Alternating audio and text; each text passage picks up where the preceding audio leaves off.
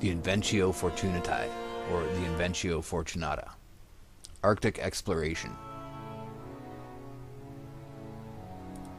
With an account of Nicholas of Lynne, read before the American Geographical Society, Chickering Hall, May 15, 1880. Reprinted from the Bulletin of the Society by B.R. da Costa, New York, 1881. Arctic exploration by the Reverend B.V. da Costa. At an early period, navigators directed their enterprise towards the north. Encouragement to explore a region invested with mystery and romance was found in the fact that great currents, both in the sea and the air, were ready to serve as guides and help them on their way. Nature appears partial towards the north, as the equator of heat is by no means coincident with the equatorial line. In portions of the Pacific, the equator of heat indeed runs south of the geographical equator, but elsewhere it sweeps 10 degrees north of the line, and from thence hot waves are thrown off towards the pole. When battling his way towards the high latitudes, man acts in sympathy with the mightiest forces of nature. The magnetic needle, pointing steadfastly towards the north, is the index of his mind. This joint tendency of nature and man is prophetic and tells of a triumphant result. When or under what circumstances the first Arctic voyage was made is not now known. At the dawn of history, the northern regions were represented as the realm of perpetual night. There, upon the border of a vast sea, the Cimmerians dwelt in the congenial gloom, their habits forming the theme of grotesque fables.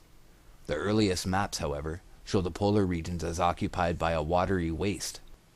While there are few statements that come to us from that early period, which are more definite than that of Simnus of Clio, who flourished about 900 years B.C., and who says in his fragments that at the extremity of the Celts is a boreal peak. It is very high and sends out a cape into a stormy sea. Lutron thinks that the word for Mount Meru is a poetical expression, and the word looks like Ern An or Zern An, is a poetical expression indicating some mountain chain whose peak performed the same office in the north that was filled by Etna in the south, Caucasus in the east, and Atlas in the west. The earliest voyage to the north is that claimed for Pytheas, the distinguished Phoenician astronomer and geographer of Marseille, who flourished 320 B.C. His works were extant in the 5th century, but are no longer found. Pliny and Eratosthenes gave full credit to his narrations, though Strabo shows great hostility to Pytheas, whose accounts he refused to receive, saying that he made use of his acquaintance with astronomy and mathematics to fabricate his false narrative. Pliny, however, with more reason, thought that he employed his knowledge in practical exploration. The latest editor of Strabo does not share in his author's doubt. According to Pliny and others, Pytheas sailed through the Straits of Gibraltar, making his way north to the British Isles, whither it was the custom of his countrymen to resort, and, after traveling over England on foot, proceeded northward to a place called Thule or Toul, 6 days' sail from the northern part of Britain. Strabo points out serious errors in his account of England, but the errors, in the main, may be attributed to transcribers, by whom Timaeus is made to call Vectis the Isle of Wight, Mictus, and put it at 6 days' sail from Britain. In Pliny's time those regions were well known, and he speaks of writers who make mention of some other islands, Scandia, namely, Dunna, Bergos, and, greater than all, Nerigos, from which persons embark for Thule.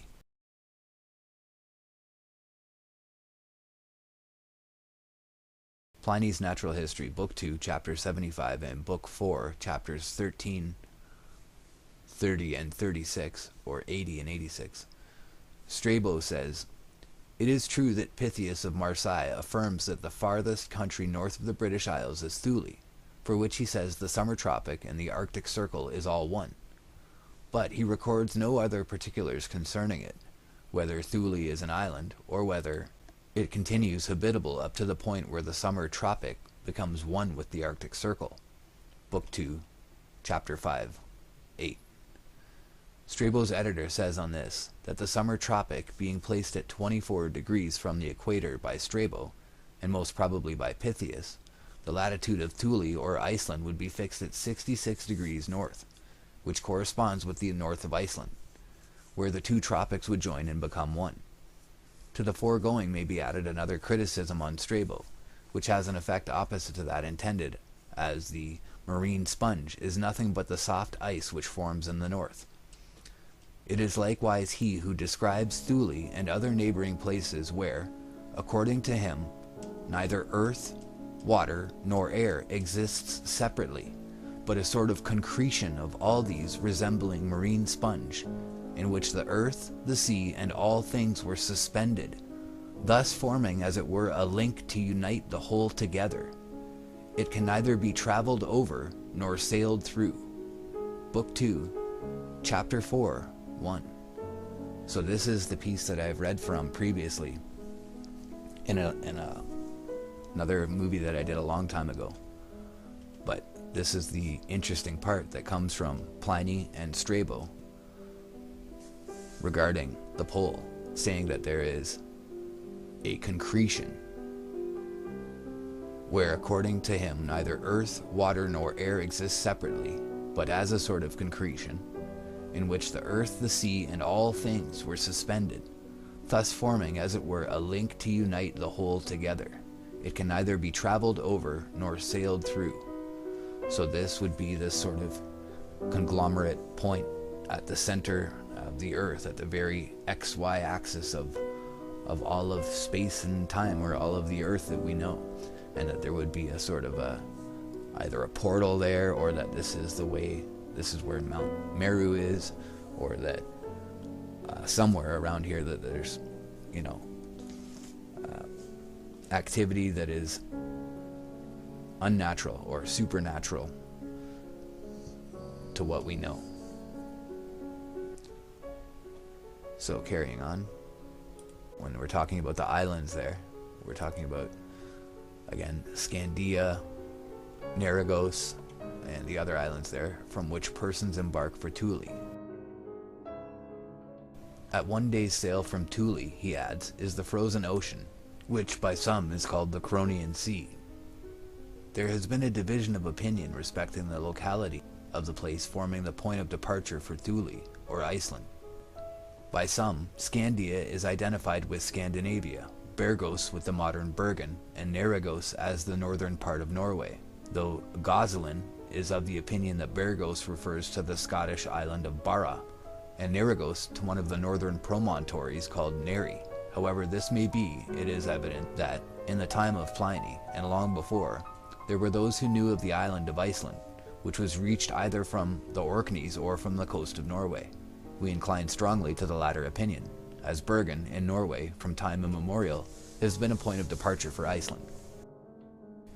While the classic geographer knew much about the north, it is also reasonable to infer that the waters of the sea towards Newfoundland had been frequented by Europeans engaged in the fisheries, and that, by degrees, they sailed to the coasts of Greenland and America. It is true that Iceland appears to have been generally unknown to the Scandinavians until the year 564. But the people of Great Britain were well acquainted with that lonely isle long before. The earliest known movement northward from England was that inaugurated by King Arthur about the year 505. The authority on this subject is Geoffrey of Monmouth, who was Bishop of St. Asaph in 1152, and who wrote the Historia Brittonum, a work which afforded a basis for the fables and romances of the Knights of the Round Table. Nevertheless, whosoever inclines to turn from all the statements of Geoffrey, for the reason that they contain much that is untrue, should ponder the well-considered words of Hume, who says of the Prince of Silures, this is that author so much celebrated in the songs of Taliesin and the other British bards, and whose military achievements have been blended with so many fables, as even to give occasion for entertaining a doubt of his real existence. But poets, he continues, though they disfigure the most certain history of their fictions, and use strange liberties with truth, where they are the sole historians, as among the Britons, have commonly some foundation for their wildest exaggerations. The Bishop of St. Asaph, who is not a poet, may be credited, therefore, when he states such simple facts as that, about the year 505, King Arthur, after the conquest of Ireland, received the submission of the Orkneys and sailed to Iceland, which he also subdued, at a subsequent period overcoming his foes in Norway. The conquest of Ireland cost much bloodshed, but that of Iceland, if he went there, must have been made without a struggle, since at that period there could not have been men enough to make any great resistance. Hakluyt, treating this matter, quotes from Galfridus Monumentensis, who says that, after subduing Ireland, Arthur went to Iceland, and brought it and the people thereof under his subjection. The same author mentions Maluasius as king of Iceland, and tells of soldiers that he furnished. The king, however, may be reduced to a figure of speech, while there could have been no soldiers, unless, indeed, Arthur, as elsewhere stated, transported people to the north. Hakluyt also quotes Lombard, to the effect that Arthur made his way to Greenland. But we can understand how the statement originated, since the map of Ptolemy made Greenland a western extension of Norway, the position of the country being misunderstood. It was very easy, therefore, for modern chroniclers to suppose that Arthur took Greenland on his way in his expedition to Norway, hence this error. Warren, who wrote in the 14th century, before the influence of Ptolemy's maps were generally felt, does not mention Greenland, though he says that Arthur carried the war into Iceland and fought with the Icelanders, whom he brought into subjection. Geoffrey of Monmouth does not allude to Greenland. Nevertheless, he is our authority for the statement that Arthur went to Iceland. It is possible that the Bishop of St. Asaph inferred that the northern island visited was Iceland, and it is also possible that, in such a case, he may have been in error. But this treatment of his statement is not required. That Arthur could have sailed to Iceland admits of no doubt, nor is there any reason for holding that there were no inhabitants there in 505. The fact that the Northmen found only a few monks in Iceland in 864 does not prove that the same was true 250 years earlier. Bede, who died in 725, knew of Iceland, and the prologue of the Landnámabók speaks of both Irish and English books found there when the Northmen arrived. Dicuile teaches that monks were in Iceland in 795, for, writing in 825, he says that 30 years had passed since some clerks, clerici, who had dwelt in the island, told him certain things. He also says that those who, in their writings, had described Iceland as surrounded by a sea of ice were quite wrong. And he proves the truth of his own account by the testimony of clerks who had voyaged to this island. He admits, however, that in voyages to the north of Iceland, they have found the sea frozen. Dicuile also testifies that there are numerous islands 2 days and 2 nights to the north of Britain, and that a religious, worthy of faith, told him of a visit made by him in a small boat to one of these islands, which nearly 100 years before was inhabited by Eremites from Scotland. But Dicuile says that these regions were abandoned on account of the ravages of the northern pirates, who were as innumerable as the birds of the sea. Thus it appears that Iceland was well known to the people of the British Isles long before it was inhabited by men from Norway. And we can readily understand how the population that probably existed in Arthur's time may have been reduced by piraterial incursions, until, in 864, the Norwegians found only a few anchorets dwelling there. The narrative of Geoffrey of Monmouth is, therefore, perfectly consistent with known facts, and the expedition of Arthur to Iceland may be regarded as historic. It is now apparent that, in the century before Dicuile dated his book, the British Islands were in communication, and chiefly through the medium of the monks, who, as is well known, were bold and skillful sailors, pushing far out to sea in boats of wicker or hide. How long this communication was kept up by them cannot now be determined. It is probable that it was never suspended. The Anglo-Saxon map of the 10th century shows that the sailors and geographers of England were acquainted with the Northern Sea, the Anglo-Saxon map. Beyond Iceland was the open sea, into which Dicuile's informants, the religious, whom he styles clerks, had so boldly sailed, until they reached the barrier of ice which bars the course of the explorer today. We have already seen that Arthur did not visit Greenland, yet that that part of the north was reached about the time of Arthur admits of little doubt. It is true that the discovery of Greenland has been generally assigned to the period of Eric the Red, who went to Greenland in 985, yet a bull of Pope Gregory IV, dated 770, refers to Greenland. The genuineness of this bull cannot be questioned, nor is there any reason to suppose that the reference to Greenland was interpolated. The Bollandists may indeed think that there is some mistake, but the explanation is easy and natural. When we take into consideration the known activity of maritime enterprise prior to Eric the Red, indeed the Irelandic chronicles distinctly say that half a century before the voyage of Eric, a great country was known at the west, being called Ireland the Great. It would seem that this country was first reached by the Irish, whose prior discovery was conceded by the Icelanders. The Irish had described it, evidently, as a land of verdure, while the saga says that Eric applied the name of Greenland to the part he visited, not from any fitness, but from motives of policy, saying that men would be persuaded to go to a land with so good a name. It is nowhere pretended that the name Greenland originated with Eric. His own account indicates that Europeans had visited Greenland before his time, which leads to the conclusion that the Irish had been in the country, and that the reference to Greenland in the Bull of 770 is correct.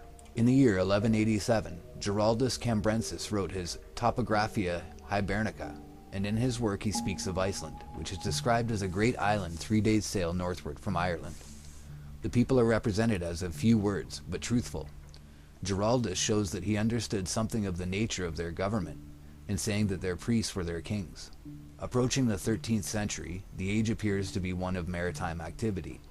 Necker, abbot of Cirencester, who died in 1217, was acquainted with the use of the compass. In the 14th century, Barber said of the party accompanying King Robert of Scotland from Arran to Carrick, "De na nadil had na stain," showing that those things were familiar to navigators. Here, therefore, it will be necessary to introduce Nicholas of Lynne, who, in 1360, made a voyage to the high north. But, before attempting the particular consideration which seems to be required, it will be necessary to glance at the condition of northern maritime enterprise during the 14th and 15th centuries. In the 14th century, the fisheries were commonly pursued around Iceland, whose people were in regular communication with Greenland. The English also must have known of Greenland at the time, though in common with the people of Iceland and Norway, they did not appreciate the importance of this knowledge. In the 14th century, proof is found both in the Icelandic and English annals of the connection between the two countries. The Icelandic contains indications of the arrival of English ships, but it is clear that their coming was so well known as to gain only a casual allusion, the interest standing connected with the news brought. The entries were made at the time, having since been extracted from the numerous writings for the convenience of students, and set down in chronological order in the language of the original. Let us, therefore, notice these entries. In 1348, news reached Iceland that in England the mortality was so great that 200,000 persons had died. The next year, the death of English sailors at Bergen, in Norway, opposite Iceland, was reported, and recorded in the sagas. This is all that we find at present in connection with the 14th century in Iceland, but the reference of the saga to the great mortality in England is confirmed by Stowe's Annals, which state that the plague reached England in 1348, touching the seaports first. Thence, no doubt, the news was at once carried by fishermen to Iceland. If the voyages of the English to Iceland had possessed greater interest, there would have been some more definite notice in the sagas. We are free, however, to admit that early in this century the merchant trade may have been small, as in 1328 Edward III does not mention Iceland in his Pro Mercatoribus Extraneus, nor does he mention Denmark or Norway, but these are included in the general language, omnium aliarum terrarum et locorum extranorant. Nevertheless, the mandate of Edward III, dated March 18, 1354, recognizes the fact that the king maintained a fleet for service in the parts boreal, John de Haddon being the admiral. It was probably designed to protect the fishermen and merchants from pirates around the north of Britain.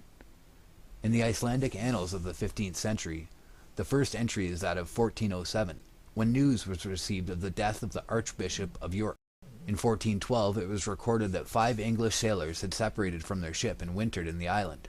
In 1413, 30 more fishing vessels came from England. Some of them were blown to the northern part of Iceland, and possibly to the Greenland coast. In 1415, 6 English ships sailed to Iceland, and made their port in the Westman Islands. In 1416, 6 ships anchored in Hafnarfjord, in the southwest of Iceland. In 1419, many English ships were wrecked on the coast of Iceland, and a large number of lives were lost. The annals in the present compilation end with the year 1430, and these 6 entries are all that we find. If carefully considered, however, it will appear that these mentions really form memorabilia. This will be seen by turning to the English annals for the corresponding period. The first reference to Iceland in the Fosdera is that of 1416, when Henry V, for the satisfaction of the King of Denmark, ordered that during the year none of his subjects should presume to visit any of the coasts of the islands belonging to Denmark and Norway, and especially to the island of Iceland, for the purpose of fishing or trading, otherwise than according to the ancient custom, aliter quam antiquitas fieri consuevit. This notice was served upon the authorities of the various seaports of England, the mayor and bailiff of Lynne, Norfolk, being notified with the rest. Here then we learn in connection with 1415 that in the ancient times voyages to Iceland had become frequent. It is clear from the complaint of the Danish king that the old rules respecting traffic had been broken habitually, and that they were now to be observed at least for 1 year. Of the exact nature of the ancient law we cannot speak, but it would appear as though the prohibition related to the shore fisheries, which they were not to intrude upon, and hence, when the English went to Iceland in 1415, they harbored off the coast at the Westman Islands. The arrival of the ships, under the circumstances, formed a noticeable event, and for this reason it was recorded.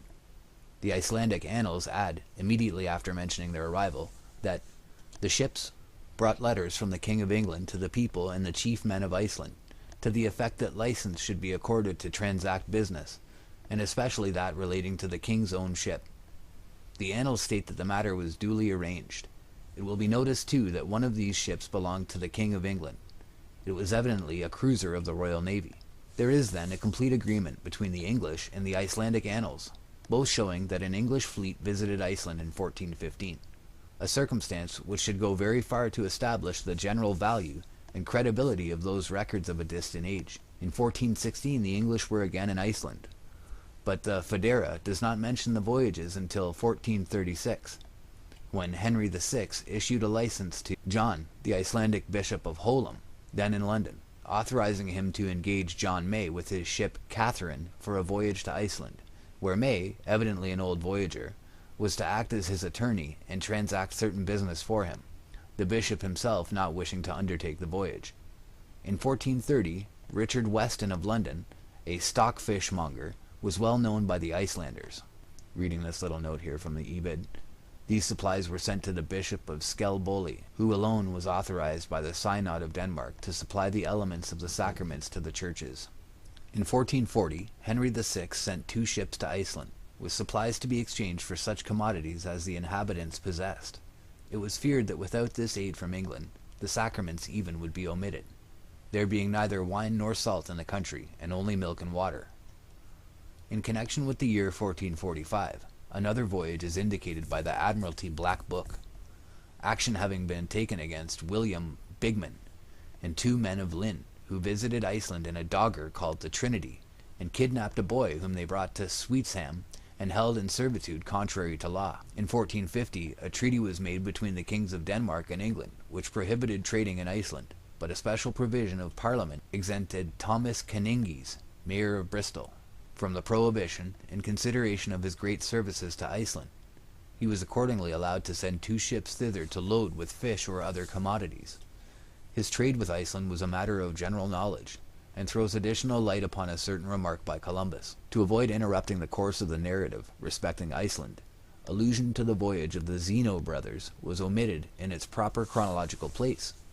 This voyage was made to Greenland, and a part of the American coast called Estotaland and Drogeo, but it is not desirable to dwell upon such a familiar theme here.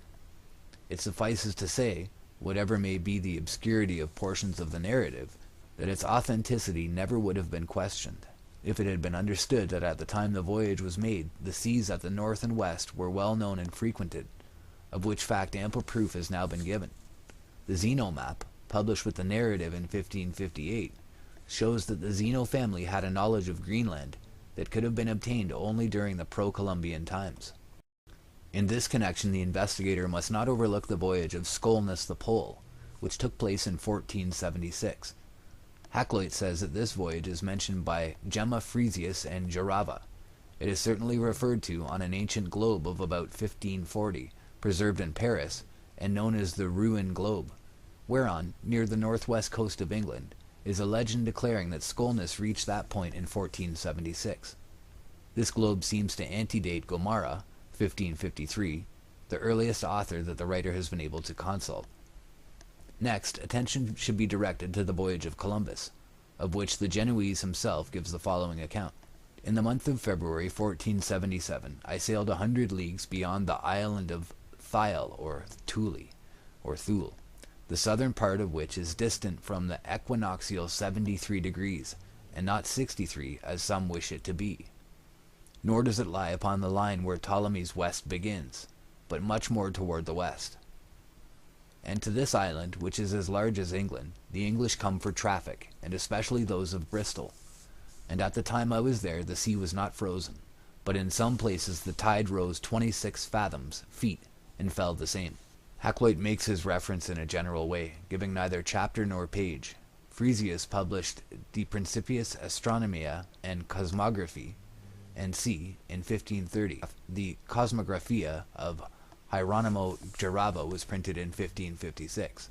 Gomara mentions Skolnus in his Historia, chapter 36, edition 1553. See the sailing directions of Henry Hudson, page 23, in connection with Whiteflight and Pontanus. For Hakluyt, see Maius Cole. Okay, and I'm going to skip down. Historia de Esti Fernando Columbus. Braccia is evidently a clerical error, as the original Spanish will doubtless show, if ever found, that Columbus was familiar with the map in the Ptolemy of 1485, showing the northern regions with Greenland as an extension of Europe can hardly be doubted. His remark respecting Thule or Thiel appears to be intended almost as a correction of this map, on which the Orcads and Thule are laid down north of Scotland, Thule being in 63 degrees north, while it appears again further north as Icelandia. Whoever wrote the life of the admiral, there is no question but that he made the voyage.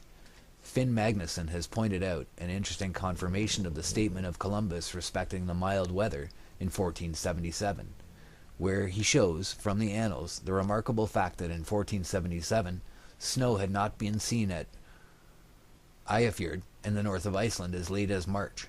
To this period belongs the voyage of Robert Alcock of Hull, who in 1478 was commissioned by Edward IV to send a ship of 240 tons to Iceland, which was to reload with fish or other goods. He was licensed again in 1483. Chancer, in the prologue to the Canterbury Tales, shows by his shipmen something of the activity of the British sailor in the time of Nicholas of Lynne. It is said that, of nice conscience took he no keep, but of his craft to reckon well his tides, his streams and his strands him besides, his harbor, his moan, and his load-mange. There was none which from Hull unto Carthage. He knew well all the havens as they were, fro Gotland to the Cape to Finisterre. An indication more to our present purpose is found in the poem on the policy of keeping the sea, which belongs to the middle of the 15th century. At that time the northern region was so well known that the author of the poem disposes of the subject briefly. Of island to write is little need, save of stockfish, yet forsooth indeed, out of Bristow, and costs many one, men have practised by needle and stone. Thiter wards within a little while, within 12 year, and without peril, gone and come, as men were wont of old, of Scarborough unto the coasts cold. Thus, at the time when the poet wrote, Bristol had revived her old enterprise. The maritime enterprise of this period is greatly underrated by Mr. Froude. The sketch thus given of maritime enterprise towards the north, and especially during the 14th and 15th centuries, is quite general. It would be easy to swell the citations from various sources, among which may be mentioned the voyages to the west of Ireland, so well known to Columbus, as his biography proves. Yet enough has been said to show the real character of the period in which Nicholas of Lynne flourished. The times, both before and after the general date assigned to his voyages, were marked by great activity, and expeditions to the north were so common that neither the English nor the Icelanders took the trouble to mention them, except when they stood connected with circumstances of particular interest. The intercourse between Iceland and England was so frequent that sailors like John May, who served as the representative of the Bishop of Holm, must have acquired a fair knowledge of the language spoken in that distant isle. Indeed, at one time, under the Normans, the Icelandic tongue gave a person the advantage at the courts of both England and France.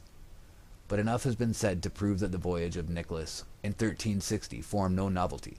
It was the alleged circumstances attending his voyage that rescued his name from oblivion. His actions take their place with entire naturalness in the annals of his age, there being nothing in the nature of the voyage towards the pole to challenge belief. But it will be proper here to speak of Nicholas himself. Quaint Andrew Fuller, in his Worthies of England, says that no country doth carry a top and gallant more high in maritime affairs than Norfolk, and in speaking of the seamen, bids none be offended if a friar be put in front of all the rest. The friar alluded to was Nicholas of Lynne. This individual was born in Lynne, Norfolk, at the end of the 13th century, or at the beginning of the 14th. Of his ancestors nothing is known, and but few of the particulars of his life are now accessible. Richards, in his History of Lynne, has made some statements that relate to certain points, but we are unable to say how far they may be verified. It is nevertheless certain that Nicholas was a navigator and a laborious student, and that he resided for a time at Oxford. He was well known by Chaucer, who, in his treatise on the Astrolabe, speaks of him as Frere en Lynne, a reverent clerk. Bale says that he excelled in arithmetic, geometry, music, and astrology. And it is a curious fact that the Nicholas of Chaucer's Miller's Tale is represented as possessing the same acquirements. Chaucer also makes him a student at Oxford, calling him Hond, or handsome Nicholas, and surrounding him with the implements of his profession. His Almagest Ptolemy, and books great and small, his astrolabe longing for his art, his augury stone laying fair apart, on shelves overhead at his bedside bed, his prone recovered with a folding red, and all about there lay a gay so-tree, on which made on night's melody, so sweetly that all the chamber song, and Angelus ad Virginum he song. The Miller's Tale also indicates the possession of certain nautical tastes on the part of the hero, and the device of the tub may have been intended as a playful allusion to some attempted navigation by Nicholas of Lynne. It is possible, therefore, though Chaucer speaks of him with much respect in his work on the Astrolabe, that in this tale, several versions of which have been brought out by the Chaucer Society, he makes an allusion to some adventure which happened while he was a student, and before he had acquired the character of a reverent clerk. It would appear that, like Chaucer himself, Nicholas was in favor with the famous Duke of Lancaster. Heilbronner says that Nicholas flourished about the year 1355, and that he ended life a cenobite, but what portion of his life was spent at sea does not appear. It is possible that he went to the north with the Norfolk fleet, and it would seem that he was a practical navigator. However long he may have followed the sea, he at last found grateful repose within the cloisters of his convent, devoting his days to science and religion. His voyage must have been made from the port of his native town called Lynne Regis. The town was one of great antiquity, having received its first charter from King John, this being followed by no less than 11 others, all of which, with their seals, are still carefully preserved. At a very early period, Lynne was an important seaport. It contained various convents and churches. The latter, in connection with numerous crumbling antiquities, render Lynne a place of very great interest. The thoughts of the people, like the air of the town itself, were full of the ocean breeze, and even the monk in his cell felt many of those subtle influences which pervade the maritime provinces, and invite men to wander abroad. In the case of Nicholas, duty may have united with natural inclination in alluring him away upon unknown seas. At all events, he became a sailor, and, as Chaucer writes, with many a tempest had he his beard he shake. Thus he won his place as a mariner in the annals of his time. 2 works have been attributed to Nicholas of Lynne, the Inventio Fortunatae, a copy of which he presented to Edward III, and an astronomical calendar adapted more or less to practical navigation. The latter is still preserved, and its contents are indicated by Bale. It treats of the length of the days, the opposition and conjunctions of planets, and gives a table of eclipses calculated for 75 years, together with a description of astronomical instruments. The work by which Nicholas of Lynne will longest be remembered is not now to be found. It is possible that if a copy were discovered, it would add little to his fame. It may have appeared in print at the end of the 15th century, though no mention of its publication has been pointed out. Its disappearance under any circumstances is not a matter of surprise. since of many important works once well known no copy remains today, while of others there are only 1 or 2 examples. Unfortunately, we know almost as little about the voyages made from Lynne by the fellow townsmen of Nicholas as about the book in question. Many hardy mariners sailed from the port of Lynne, but of their enterprise at the north only the most scanty memorials remain. It is nevertheless clear that their activity was appreciated by Edward III, while their neighbours of Blakeney were several times favoured by that king on account of their superior merit. But while mention has been found of no particular northern voyage from Lynne, we must not forget the fact already stated, that in 1415 the people of that place were ordered to make no voyage to Iceland except in accordance with the rules observed in ancient times. Possibly, therefore, one of the 5 ships reported at the north in 1415 was from Lynne. It may also be noticed that in the ancient manuscript records of Lynne, there is a reference to armor for the use of the North Fleet. There is one curious thing to be mentioned, namely, that on certain maps of the Orcades, and notably on Black's Atlas, some rocks are laid down north of Ronaldja as altars of Lynne. In an old folio on the Orcades, there is the following: "The altars of Lynne reach above 1/4 of a mile from the shore, and are visible with low spring tide." Thus far, however, it has been impossible to discover any tradition in connection with these rocks, though it may perhaps be admissible to suppose that, in voyaging northward, Nicholas was accustomed to stop at the Orcades, and that in some way his name became connected with these rocks, which formerly must have risen high above the sea, presenting a marked appearance suggestive of altars. Among the manuscripts of Sir Thomas Hare at Stowe Hall is one which, under date of March 16th, 1337, mentions a ship at Lynne called the Petra, Edmund Ferrers of Wiggindale being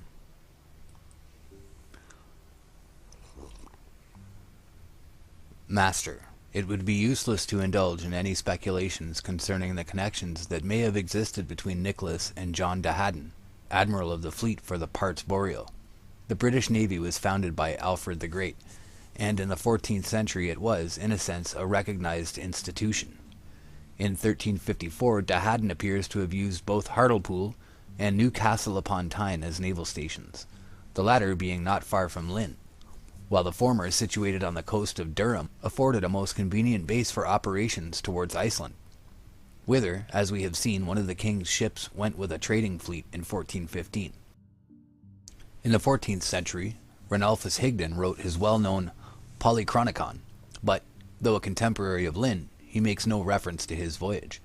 Higden died about the year 1363, while the voyage of Nicholas is set down for 1360. The early part of the work, where the reference to Nicholas would belong, was probably composed some time before his death, and possibly prior to 1360. Higden, therefore, may have known Lynne in his voyage, though he fails to mention him. Higden gives a description of Iceland, based more or less on Giraldus Cambrensis, and adds a map of the world, upon the northern part of which Iceland appears as tile. The earliest allusions to the Inventio Fortunatae of Lynne is found upon the margin of a map by John Ruysch, which appeared at Rome in the Ptolemy of 1508. On this map is a legend somewhat to the following effect. It is written in the book of the Fortunate Discovery that, under the Arctic Pole, there is a high magnetic rock, 33 German miles in circumference. This is surrounded by the fluid Sugenum Sea, that as a vase pours out water by 4 mouths from below.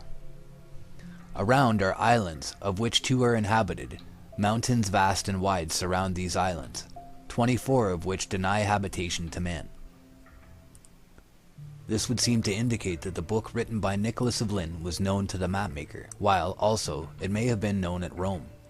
It is evident that the polar region was drawn more or less in accordance with some plan by Nicholas, which was combined with later material. Around the magnetic rock, immediately under the pole, are 4 islands: Aeronfi, Insula Deserta, Hyperboreae Europa, and Insula Deserta. Outside of these islands are smaller and mountainous islands, arranged in a semicircle, while the peninsula of Pylopalanti, with its base resting upon Europe, pushes out into this druidic arrangement of islands, bearing up what is intended to represent a church, with the legend Sancti Adolphi. Eastward of this peninsula is the Provincia Obscura and the Mare Sugenum. Westward of Berge Extrema another peninsula enters the group of islands, which is pierced by Planura de Berga at the extreme west. The Mare Sugenum also fills the west. South of Gravenland is Terra Nova, or Newfoundland. From the Mare Sugenum, the water flows northward through the 4 openings into the polar basin. The arrangement is curious, yet not wholly without resemblance to what is found in nature, for what is called the polar basin is fed by several vast streams pouring into it from the warm regions at the south. These streams also create countercurrents, which flow southward, bearing enormous quantities of the heaviest ice.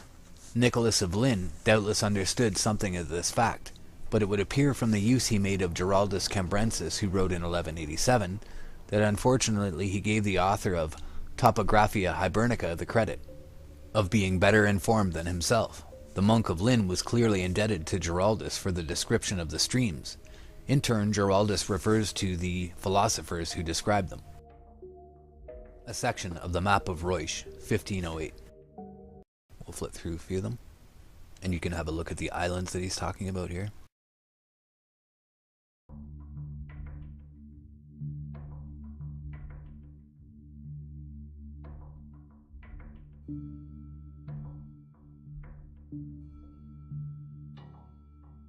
This basin or whirlpool at the north, with the 4 entering streams, appears to be a venerable institution. Yet it may, after all, be founded upon what is observed today, in connection with the Gulf Stream and the Kuru Siro, and may be connected with the observations of such navigators as Pytheas, who went to the north. The magnetic rock under the pole, on the map of Ruysch, or rather, we may perhaps say, of Nicholas, deserves attention, as it has been claimed that the monk had applied his mind to one of the most difficult of problems, and that the magnetic mountain stands for the solution thereof. The attention of Humboldt does not appear to have been drawn to Nicholas, but in treating the history of the magnet, the great investigator calls attention to the fact that, on the remarkable chart of America, appended to the edition of the Geography of Ptolemy, published at Rome in 1508, we find the magnetic pole marked as an insular mountain north of Greenland. In 1616, Martin Cortez placed the magnetic pole further south, as did Sanudo in 1588. That Nicholas entertained fanciful notions is not at all strange. Sanudo held that if men were ever so fortunate as to reach the magnetic pole, they would experience some miraculous effect. Columbus likewise was full of curious fancies, holding for instance that, west of the Azores, ships sailed uphill towards the unapproachable paradise. It would have been a happy thing if the false notions of Nicholas of Lynne had not misled others. First, however, it must be indicated that the magnetic mountain of Lynne was borrowed from the early philosophers and geographers. Galen reports magnetic rocks on the coasts of the Indian Ocean, and St. Ambrose echoes the idea, while the Arabic geographer Edrisi of the 12th century, author of a map of the world of the year 1154, reported a magnetic mountain at the mouth of the Red Sea.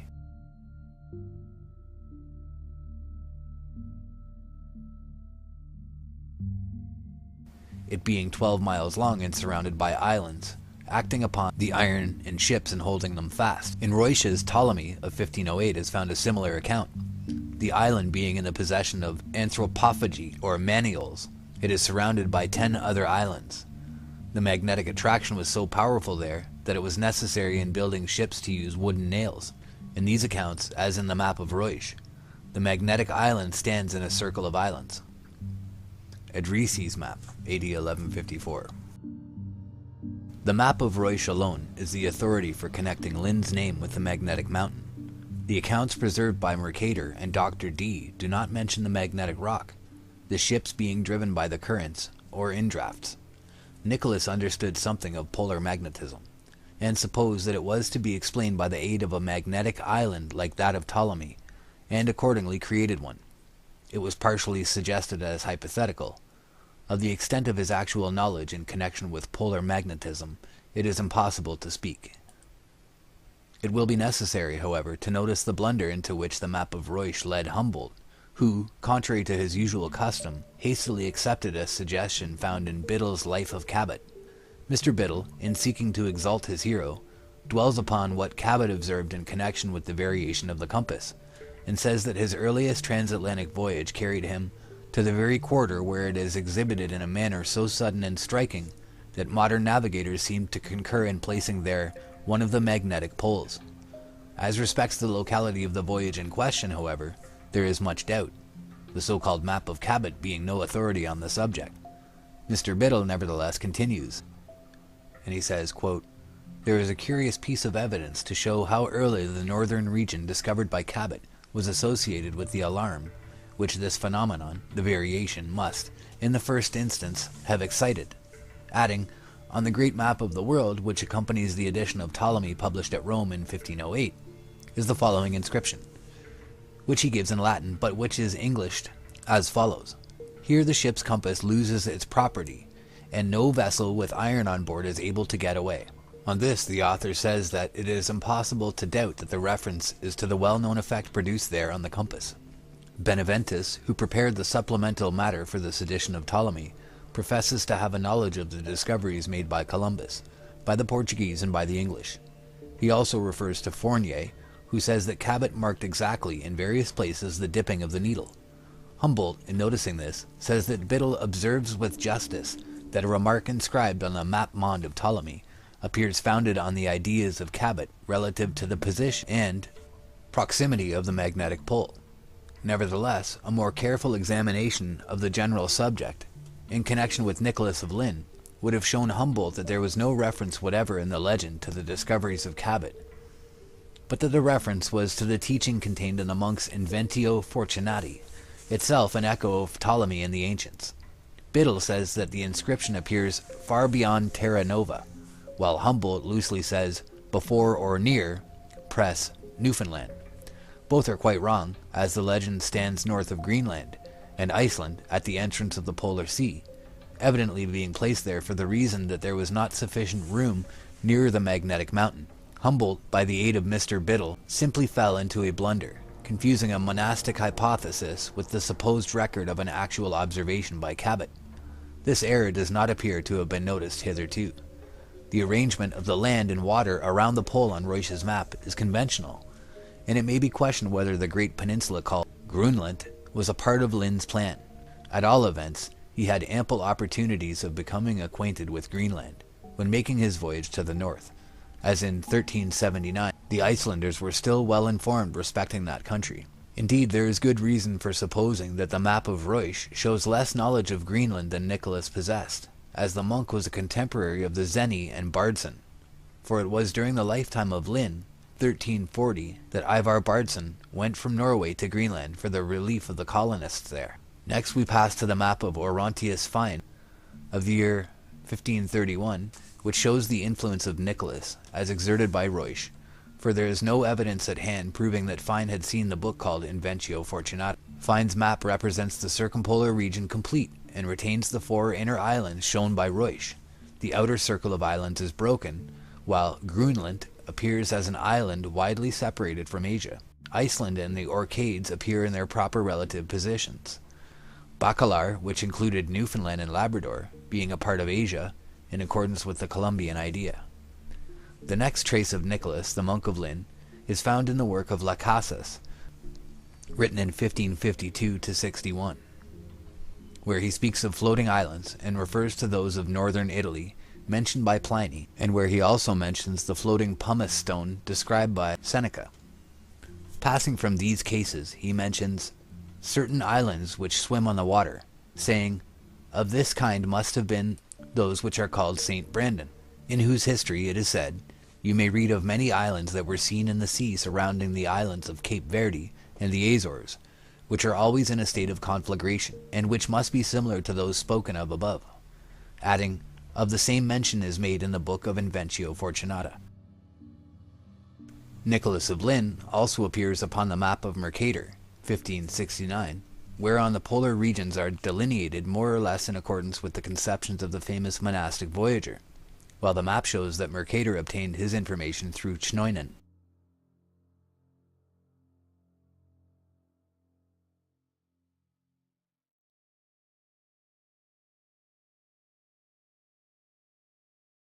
Mercator says, "Touching the description of the north parts, I have taken the same out of the voyage of James Cnoynen of Hartson and Basca, which allegeth, among the rest, he learned of a certain priest, in the king of Norway's court in the years 1354. This priest was descended from them which King Arthur had sent to inhabit those islands, and he reported that in the years 1360 a certain English friar, a Franciscan, and a mathematician of Oxford, came into those islands, who, leaving them, and passing further by his magical art, described all those places that he saw, and took the heights of them, with his astrolabe, according to the form that I, Gerard Mercator, have set down in my map, and as I have taken it out of the aforesaid Cnoynen. He said that those 4 indrafts were drawn into an inward gulf or whirly pool, with so great a force that the ships which once entered therein could by no means be driven back, and that there is never in those parts so much wind blowing as might be sufficient to drive a corn mill. The Principal Navigations by Hakluyt. This Oxford friar, referred to by Cnoynen, was none other than Nicholas of Lynne.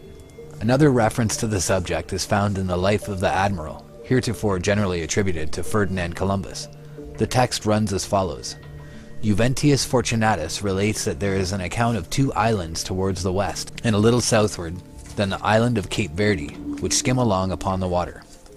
Now, if we are correct, the writer here alludes to the Inventio Fortunatae of Nicholas of Lynne, though the editor of the Life of the Admiral, whoever he may have been, makes the title of the book itself the name of the author. It is indeed possible that such a person as Juventius Fortunatus wrote on geographical subjects, and hence was quoted, but the probabilities are against this view. At all events, no such work now exists at the Columbina Library at Seville, where we should expect to find it, for the reason that the library in question is none other than the library of Ferdinand Columbus, the reputed author of the Life of the Admiral. Nor does this library contain the Inventio Fortunata of Nicholas, which constitutes another argument, such as it is, to prove that Ferdinand did not write the book attributed to him, or at least that he did not compose the work in its present form. The catalogue of the Columbina has been searched diligently for some indication of such work, but in vain.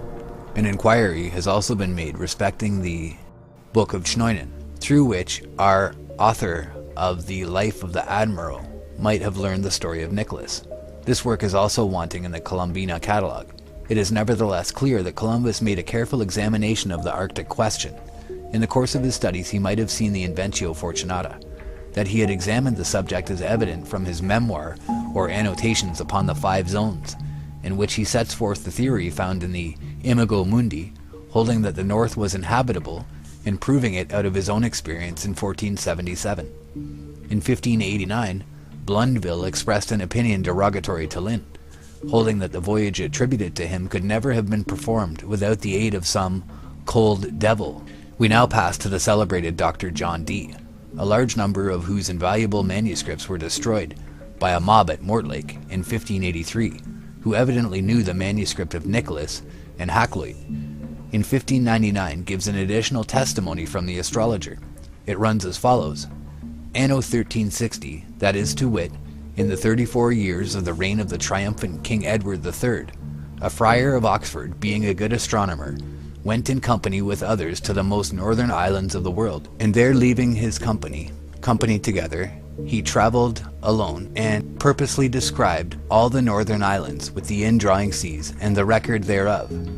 At his return he delivered to the King of England, the name of which book is Inventio Fortunata, alter Fortunae, qui liber incipit agradiu 54 usque ad polum, which friar for sundry purposes after that did 5 several times pass from England thither and home again. As late as 1659, the story of Nicholas of Lynne was echoed by geographers and cosmographers. Heylin wrote about the great rock at the pole and the 4 indrafts, or Europe, which swallowed up ships, and added the story of the Pygmies, mentioned on Mercator's map of 1542.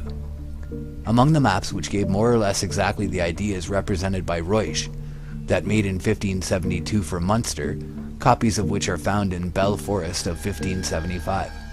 Linacotton's map of 1593 faintly shows the Europae. The Ortelius of 1599 also shows them faintly. Under the Arctic pole is said to be a black rock of wondrous height, about 33 leagues in compass. the land adjoining being torn by the sea into 4 Greenland, for the ocean violently breaking through it and disgorging itself by 19 channels, maketh 4 Europae, or fierce whirlpools, by which the waters are finally carried towards the north, and there swallowed into the bowels of the earth. That Europae, or whirlpool, which is made by the Sathic Ocean, hath 5 inlets, and by reason of his straight passage and violent course is never frozen. The other on the back of Greenland, being 37 leagues long, hath 3 inlets, and remaineth frozen 3 months yearly. Between these two lieth an island, on the north of Lapia and Biarmia, inhabited, as they say, by pygmies, the tallest of them not above 4 feet high. A certain scholar of Oxford reporteth that these 4 Europae are carried with such furious violence towards some gulf in which they are finally swallowed up, that no ship is able, with never so strong a gale, to stem the current, and yet there is never so strong a wind as to blow a windmill. Cosmographie 2-4, page 191, edition 1859. But Blundeville, our countryman, is of another opinion, as indeed who is not, neither believing that Pliny, or any of the other Roman writers, came hither to describe this promontory, or that the Oxford friar, without the assistance of some cold devil of the middle region of the airs, and consequently able to endure all weathers, could approach so near as to measure these cold countries with his astrolabe, or to take the height of the Black Rock with his Jacob's staff. The Mercator of Hondius, 1607, wants them, but the Fasculus Geographicus of Matthew Quad 1608 shows the Europae fully, as does the Hondius of 1619, in which there is an allusion to the fabulous Cnoynen. In 1625, Puribas has copied the map of Hondius, who repeats the then current account of Lynne. Further on, he says that Mercator was abused by a map sent unto him of 4 Europae meeting about the North Pole. In all these accounts there is, however, nothing to impugn the general statement respecting the voyage of Nicholas into the far north. If correctly reported, he may have fancied that he knew all about the pole and that he had solved the problem of the magnet by putting one of the old magnetic mountains in the north. If he was deceived, it may be said that he was not the first navigator who indulged imaginations at the expense of truth. He is made to say that great tides draw ships into a fatal gulf, but if this is used to prove that he never saw the north, then the stories of the Norwegian sailors respecting the maelstrom, found until recently on many maps, would indicate that after all they also never saw the sea. In the early times, what havoc could not the cosmographer have made of the statement of Davis, who saw the northern seas falling down into the gulf with a mighty overfall?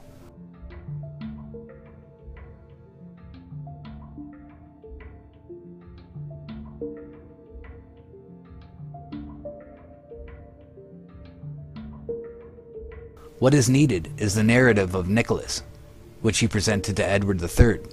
This may yet be drawn forth from some musty and forgotten collection. In closing, we may pause to inquire how far north the ancient navigators penetrated. The Icelandic colonists in Greenland may have reached a very high latitude during the 300 years that they visited there, but the highest point indicated is that near Cape York in 72 degrees north. Upon an unpublished Spanish globe in the National Library at Paris, of the date of about 1540, is an indication which possibly may prove that some navigator have pushed through Smith Sound and Robeson Channel. Many unrecorded expeditions were doubtless made into the north, and this globe may contain the memorial of some French, Spanish, or Portuguese voyage not far from the year 1500. In 1500 and in 1501, expeditions went north under Contarreal, who also went in 1502, never to return. On the east coast of Greenland, so far as our knowledge goes, exploration was not carried high up, though Columbus, in going 300 miles beyond Iceland, must have sailed close to the northern border of Greenland. If he had persevered, he would have struck the New World in 1477. The early navigators appear to have pushed northward to the pack ice, but there is no indication of their having known either Jan Mayen or Franz Joseph's land, though they may have seen both. The map of the Zeno brothers, the result of the voyage of 1380, stood unequaled down to 1558, no improvement in the cartology of Greenland being made until the voyage of John Davis in 1595. The results of his observations in Greenland were indicated by Molyneux on his globe of 1592 and on his map of 1600, which was engraved by Wright, being projected on the plan attributed to Mercator. The map of 1690 appears to be the one referred to by Shakespeare in Twelfth Night as the new map with the augmentation of the Indies. In 1511, the Lennox globe showed an open sea around the pole, and in 1520, the Verrazano map left the sea still open, though in the Antarctic region, a great continent was beginning to appear south of Cape Horn. Herein was the partial representation of a classic myth. On Mercator's map of 1569, the Antarctic continent exalts in astounding proportions. Notwithstanding the great benefits conferred upon geographical science by Mercator, the knowledge of the globe in some respects was retarded in his hands, owing to the weight of his reputation. The northern region was also in time filled up, and ever since geographers have been struggling to recover the original conception of a polar sea. Shall we succeed?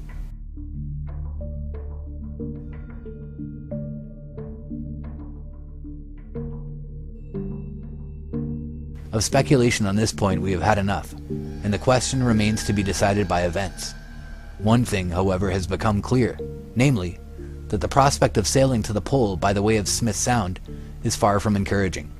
Manifestly, beyond a certain point, the route must be pursued by sledging. On the other hand, the route by Bering Straits is still to be fully tested. The Jeannette under Captain de Long, which last year passed within the ice belt, sailing for Wrangell's Land, is yet to be heard from. The establishment of the proposed colony at Discovery Bay in latitude 81 degrees 44 minutes north also awaits its accomplishment. When this is done, as probably it will be done in the summer of 1881, explorers will be prepared to make fresh advances north of Smith Sound, and thus enter seriously upon the work of reaching the pole.